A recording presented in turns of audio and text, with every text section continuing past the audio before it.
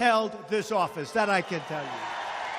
Okay, there's actually a lot to unpack in there. So let's do that. We have our CNN political commentator, Ana Navarro, and former George W. Bush political director, Matt Schlapp. Matt is the chairman of the American Conservative Union. Great to see both of you. Matt, good to be here. What I am struck by is not that I'm the most presidential, other than Abraham Lincoln. It's what he first said. I can be more presidential. I can be presidential. That's easy. But that's not going to get it done. What does that mean to you?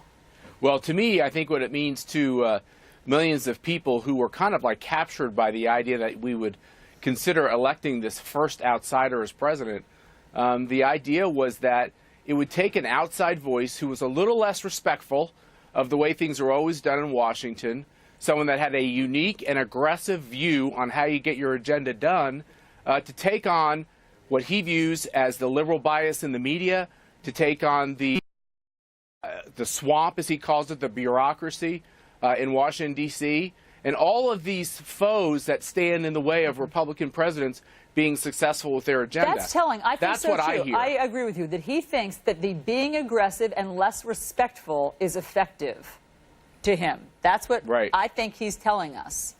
But, you know, his public opinion polls might beg to differ.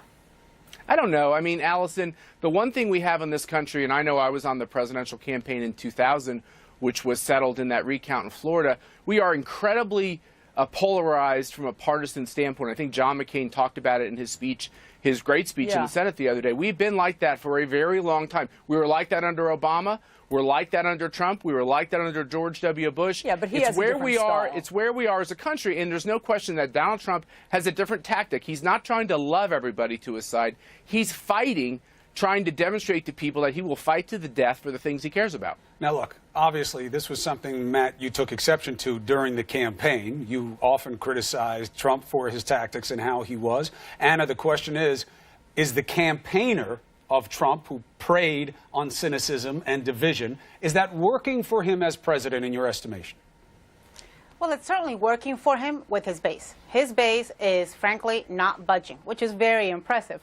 But I mean, this conversation we're having today about him being the most presidential but for Abraham Lincoln, guys, I've never done hallucinogenic mushrooms, but when I watch one of these Trump rally speeches, I feel, okay, this is what it must be like to be high on hallucinogenic mushrooms. Because the stream Allison of says it isn't. It's very different. The stuff that comes out of his mouth, I mean, at some point, you just got to almost laugh at the absurdity. First of all, that somebody, 6 months into his presidency, he's comparing himself to the other 40 presidents, which have included great giants like Thomas Jefferson, like George Washington, like FDR, like Ronald Reagan. It is just mind-blowing. But, it's Donald Trump, who is braggadocious, has not stopped being braggadocious. But I would say, maybe, just maybe, let's wait until your term is over, and maybe, just maybe, let's wait until historians and history judges you. But,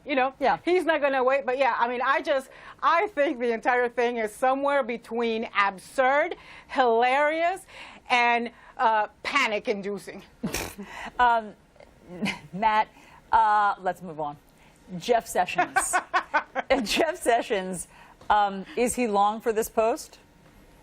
I don't know. I mean, this is a painful thing. I've known Jeff Sessions and have deep respect for him. There's a lot of Sessions people who are populated throughout the Trump administration in important jobs. I saw Jeff Sessions election night in Trump Tower, and he was the happiest man in America. So do you think that the president should publicly be dressing him down like this?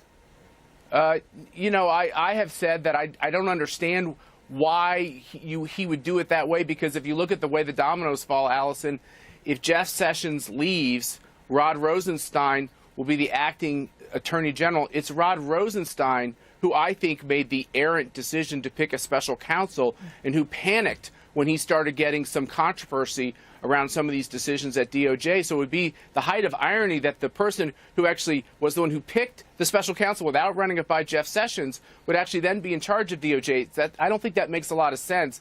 And I just want these two guys to get together in a room and hug it out. I think they need to come to a resolution here. I think it's going to be between the president and Jeff Sessions. Look, Jeff Sessions works for the president. He serves at the pleasure of the president. The president wants him to leave. He will leave.